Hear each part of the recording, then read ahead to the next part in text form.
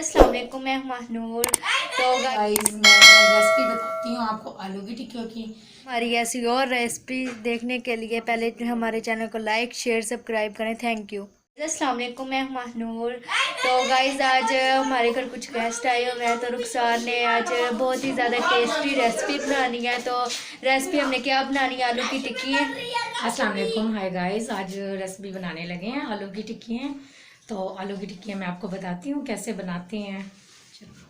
Guys मैं recipe बताती हूँ आपको आलू की टिक्कियों की। ये मैंने आलू उबाले हुए हैं और इसमें मिर्चें वगैरह सब चीज़ें डाली हुई हैं।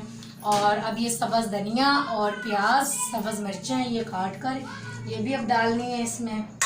तो अब इसको मिक्स करना है और इसकी आलू की अब टिक्कियाँ बनानी हैं। ये देखो ऐसे बनती हैं।